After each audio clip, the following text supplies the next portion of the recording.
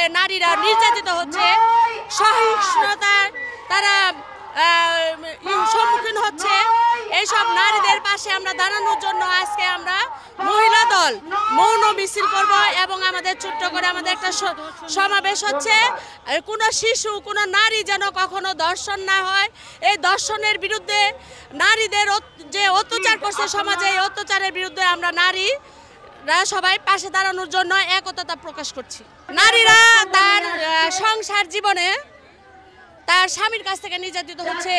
নারীরা যখন নাকি পথে এবং গার্মেন্টসে বিভিন্ন ফ্যাক্টরিতে চাকরি করে যাতায়াতের সময় আশেপাশে কিছু কুলাঙ্গারদের কাছে নির্যাতিত হচ্ছে।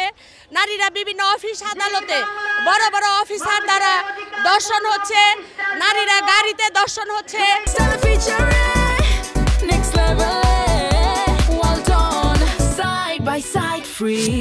নারীরা তাদের কর্মস্থলে ধর্ষণ হচ্ছে, নারীরা বিভিন্ন জায়গায় ধর্ষণ হচ্ছে। আমরা এইসবের প্রতিবাদে আমরা আজ এখানে নারীরা এসেছি। আমরা ছোট থেকে জেনে আসছি নারীরা অবলা, নারীদেরকে কখনো সবলা মনে করা হচ্ছে না।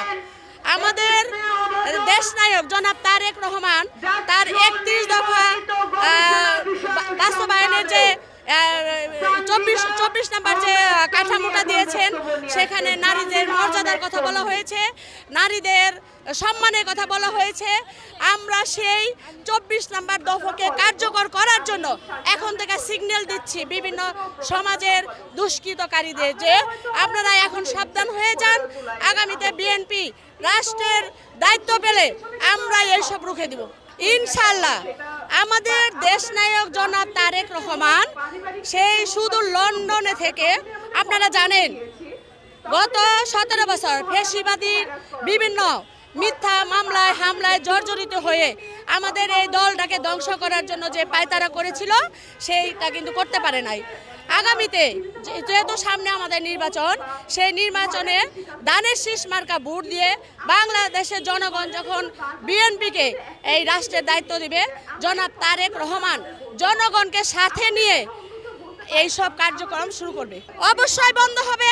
আমরা এই বন্ধের জন্য আমরা যারা নারী, আমরা যারা মহিলা দল করেছি, আমরা সচেতন। আমরা প্রতিটা অলিতে গলিতে যত ধরনের দুষ্কৃত আছে আমরা এদেরকে চিরুনি অভিযানের মাধ্যমে প্রশাসনের হাতে তুলে দেব।